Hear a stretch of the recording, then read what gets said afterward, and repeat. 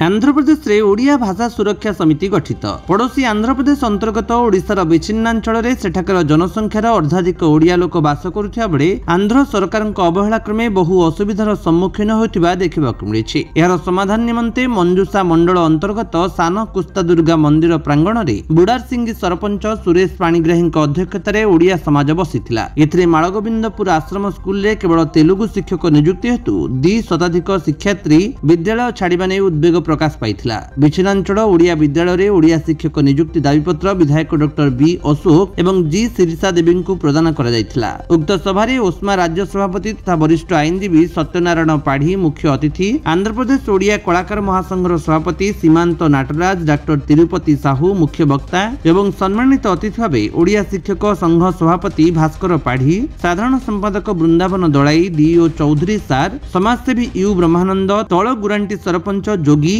Badpur sarpanch हारेस, CH Duryodhan, Govind Behera प्रमुख जोगदे समस्या विदुरत्व निमंते एकतारा राहा सर्वोत्कृष्ट बोली मत व्यक्त करथिले। आलोचना रे शिक्षक और बुद्धिजीवी महलरू सर्वश्री पी निराकर, जगदीश पंडा, राम भूइया, जलंधर साहू, प्रदेश त्रिपाठी, यू कृष्णा, बलराम विश्वास राय, सागर राउल, चीन कृष्णा प्रमुख अंशग्रहण करी उभय आंध्र और ओडिशा सरकार आमको यथार्थ सहायता जोगाई देवा निमंते निवेदन करथिले। विच्छिन्नांचलवासी ओडिया सुरक्षा निमंते सर्वसम्मतिक्रमे ओडिया भाषा सुरक्षा समिति गठन करागला। बैठकर सभापति सुरेश पाणिग्राही समितिर आवाहक रहिले एवं परवर्ती बैठक रे कर्मकर्ता चयन नहीं निष्पत्ति नियागला। निमंत्रित निखिल ओडिशा वरिष्ठ कलाकार महासंघर महासचिव सुभाष चंद्र साहू वीडियो कॉन्फ्रेंसिंग जोगे समिति गठन निमंते साधुवाद ज्ञापन करने सह ओडियाक महानीयता जातीय चरित्रर अवतारणा करथिले। कार्यक्रम रे अंचलवासी उपस्थित रही पूर्ण सहयोग करथिले। नवरंगपुर गगन गंतायत रिपोर्ट, विश्व विजय न्यूज ओडिशा।